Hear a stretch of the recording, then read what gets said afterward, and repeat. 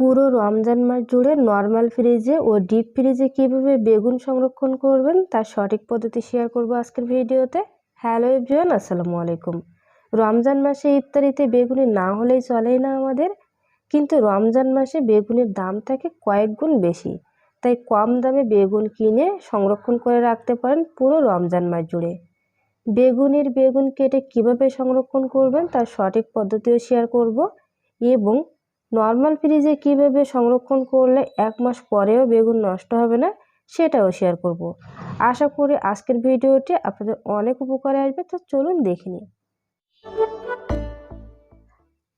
বাজার থেকে বেগুন নিয়ে আসার পরে বেগুনগুলো কিভাবে পরিষ্কার করবেন সেটা দেখিয়ে দিই। শুরুতে বেগুনগুলো কতবার পরিষ্কার করে নিব, তারপর 10 মিনিটের জন্য এই পানিতে ভিজিয়ে রেখে দিব। যদি কোনো রকম মেডিসিন বা কেমিক্যাল দেওয়া থাকে পানিতে ভিজিয়ে রাখলে কিন্তু কিছুটা হলে চলে যাবে। তো 10 মিনিট পরে পানি থেকে উঠিয়ে সুতি কাপড় দিয়ে বেগুনগুলো খুব ভালো মতো পানিটাকে শুকিয়ে নিয়েছি। চাইলে ফ্যানের নিচে রেখে পানিটাকে শুকিয়ে নিতে পারেন। আমরা কিন্তু স্বাভাবিকভাবে বেগুনগুলো একটা এয়ারটাইট বক্সে বা একটা পলিথিনে করে নর্মাল ফ্রিজে রেখে দিই। সেক্ষেত্রে কিছুদিন পরে দেখবেন এই সাইডে পচা শুরু করে। এভাবে কিন্তু রাখা যাবে না। আমি কয়েকটি পদ্ধতিতে দেখিয়ে দিব, আপনারা চেষ্টা করবেন এইভাবে বেগুনগুলো সংরক্ষণ করতে। এই যে আমরা কিন্তু এরকম এয়ারটাইট বক্সে করে এভাবে রেখে দিই, তবে এভাবে রাখলে কিন্তু বেশি দিন ভালো থাকবে না। তো কিভাবে রাখবেন সেটা দেখিয়ে দিই। এই সাইড থেকে কিন্তু বেগুনগুলো নষ্ট হতে শুরু করে, তাই এই সাইডের যে অংশটা এটা কিন্তু রাখা যাবে না। এই যে আমি এভাবে করে ছাড়িয়ে নিব। সবগুলো বেগুনের মাথার এই সাইডটাকে ফেলে দিতে হবে, কারণ এখান থেকে নষ্ট হওয়া শুরু হয়। যেহেতু পুরো রমজান মাসের জন্য সংরক্ষণ করব, এজন্য এটা কেটে নিব। এখন এখানে আমি একটা টিস্যু নিয়ে নিলাম, কিচেন যে টিস্যুগুলো থাকে সেটা।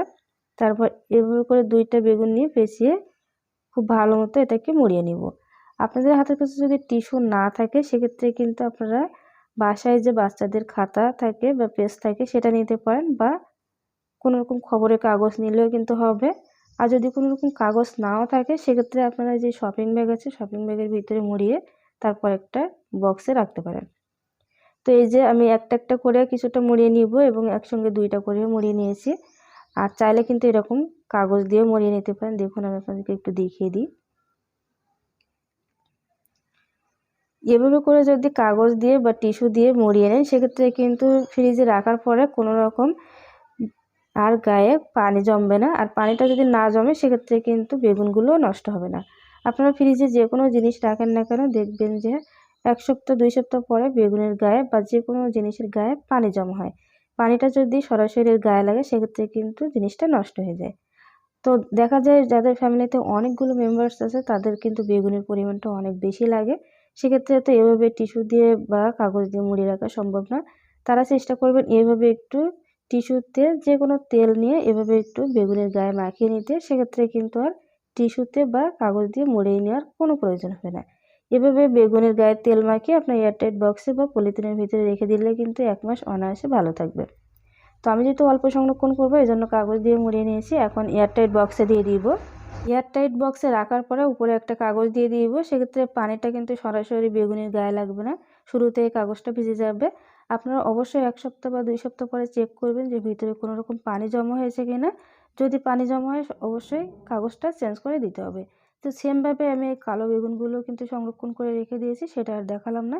এখন দেখিয়ে দিবে কিভাবে আপনারা ডিপ ফ্রিজে সংরক্ষণ করবেন। তো এখানে একটা বেগুন নিয়ে নিলাম। বেগুনের কাটার সময় যেভাবে আপনারা পছন্দ করেন সাইজ করে কেটে নিতে পারেন।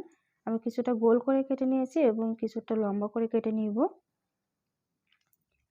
তবে যেহেতু নর্মাল ফ্রিজে 1 মাস এমনিতেই ভালো থাকে বেগুনগুলো, আমার মনে হয় ডিপ ফ্রিজে এভাবে সংরক্ষণ না করাই ভালো। তারপরে অনেকেই চান ডিপ ফ্রিজে সংরক্ষণ করতে, শুধু তাদের জন্য দেখিয়ে দিলাম। তবে এইটা আমার পার্সোনালি পছন্দ না।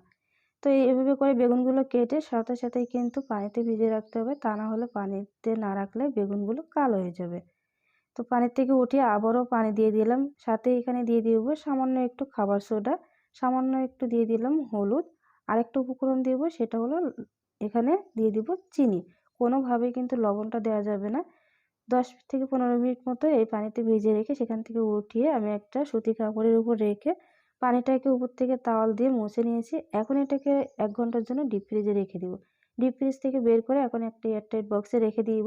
এভাবে যদি রাখেন 1 মাস 2 মাস না এমনি 6 মাস কিন্তু এমনিতেই ভালো থাকবে। আপনারা যখন বেগুনি তৈরি করবেন তার 10 মিনিট আগে বের করে তারপর বেগুনি তৈরি করবেন, দেখবেন যে পারফেক্টলি বেগুনি তৈরি হয়ে যাবে। তো আজকে ভিডিও ভালো লাগলে লাইক করবেন, শেয়ার করবেন। আসসালামু আলাইকুম।